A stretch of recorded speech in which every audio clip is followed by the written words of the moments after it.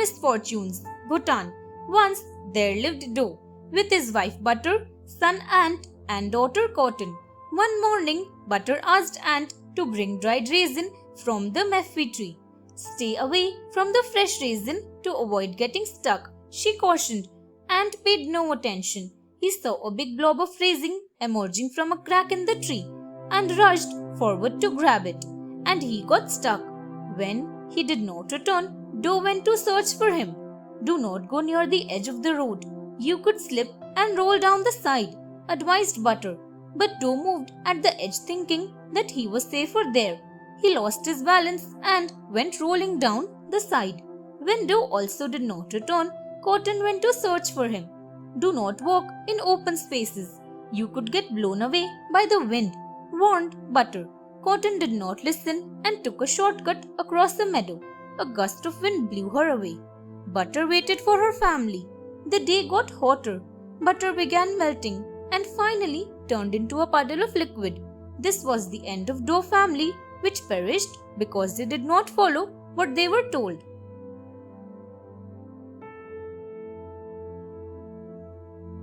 Dreams, Nepal. An owl and an elephant lived in a forest. They both were best friends. One evening, the elephant, while looking for food, blundered into a gathering of demons. On seeing the elephant, the demon king started shouting, "It's him!" "Who is he?" asked his attendants. "Last night I dreamt I ate an elephant. It looked remarkably like this one here," said the demon. "Catch him and let me eat him, so that my dream may come true." The demons caught the elephant. He was terrified. His knees began to buckle. The king, accompanied by his queen, began to advance on him. Suddenly his friend, the owl, came swooping down, shrieking, "It's her!" and settled on the elephant's head. "Who are you referring to?" The king growled. "The queen. Last night I dreamt that I married the queen. Please allow us to marry so that my dream may come true," said the owl. "I will not marry him," declared the queen. "And nobody is asking you to do so, dear," said the king. "Dreams are not to be taken seriously. See, here is the elephant, which I ate in my dream, but I am letting him go." The elephant lumbered away, muttering thanks to his friend.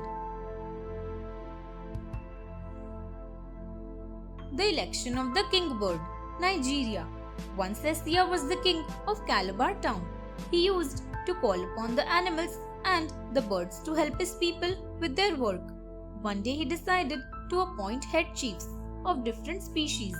The elephant became the king of land animals and the hippopotamus became the king of water animals. But Sia was confused about the birds. So he called all the birds from the whole country to fight out. Many birds came and the hawks started defeating all the birds.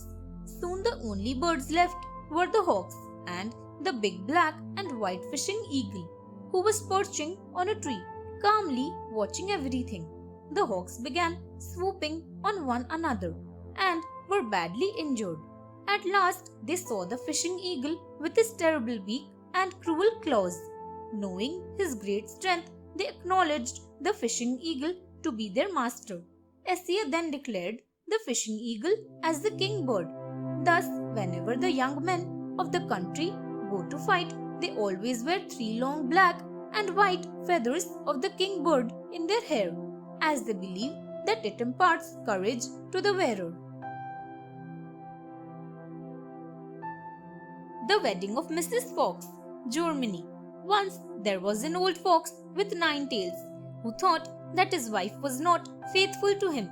In order to check, he stretched himself out under the bench and behaved as if he was dead. Mrs. Fox locked herself inside her room.